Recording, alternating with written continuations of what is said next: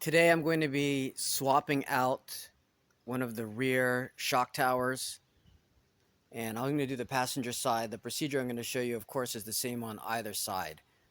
We're going to block the front wheels, and we're going to just jack up the rear, put it on jack stands. First, we're going to just loosen up those lug nuts before we do that. So we have the rear jacked up and on stands. I'm going to caution you before you go really any further than this.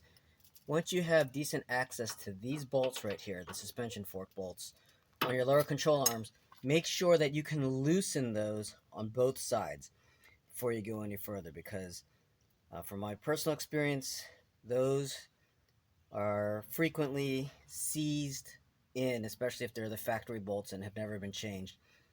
We have the lower bolt loosened, so I know it can come off easily now when I need it to. So we're in the trunk right now. We're going to get at the top of the strut tower, which is under this cover here. So mine still has all the factory fittings. There's a little plastic screw right here, and then there's another one. If you follow the top of this liner right here, you just need a Phillips head screwdriver, and we're just gonna take those out, and then we'll be able to pull this cover away from the top of the strut tower.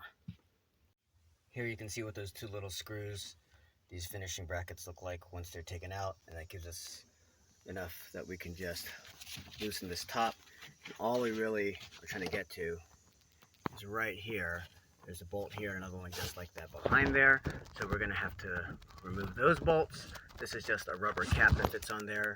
You don't need to touch that screw, leave that there. We're just gonna go for this bolt here, and then that bolt on the back to just use a deep socket to get at those. You can see I've removed both of those nuts now, just a 14mm nut, and nothing is really holding the shock tower in place except for that bolt on the bottom. It's still basically just being suspended up there by the lower control arm, and then we're going to go underneath the car next.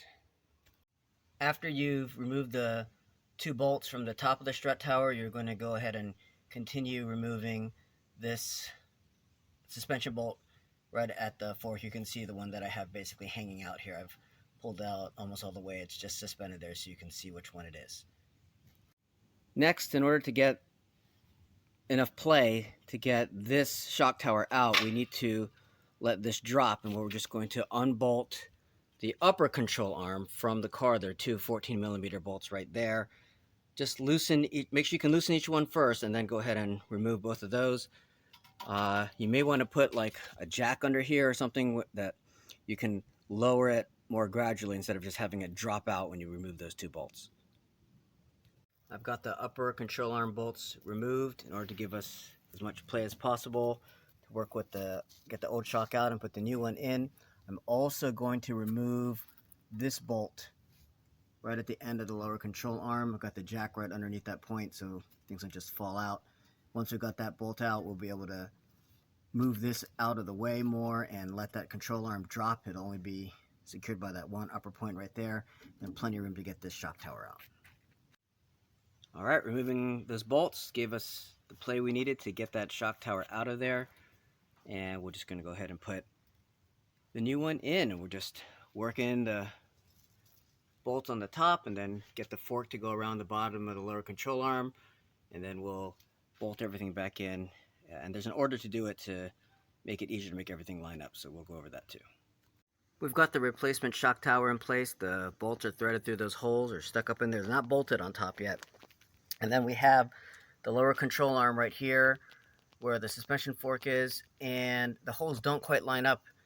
You're going to have to use your jack and just push up on the end of your control arm enough so that you can raise it until those holes line up and just get everything set in place, and then you'll be able to thread that bolt through there first. We have one bolt through, of course treated with anti-seize lubricant first, not tightened down, but just it's through and threaded. We're next going to go for this one right here, and because the upper control arm isn't attached yet, you have a lot of play with this piece, and you can just move it into place as you thread that other bolt through. We have both of these bolts on the lower control arm threaded, not tightened down yet, but threaded. And then we'll just use our jack to help us get everything in position here, and then we'll bolt in these upper control arm bolts. One final tip about the anti-seize. don't just put it on the threads. We're also going to paint the undersides of these bolt heads because I had one bolt where the thread came loose, but the corrosion that was keeping it from coming out was actually underneath the bolt head where there were no threads. So get anti-seize all over that. All right, everything on the bottom is bolted back on. Just remember to put these two bolts back on the top of the shock tower. We'll get all our finishing tabs in place. Tighten down, put the wheel back on, tighten up those lug nuts, lower the car, and we're all done.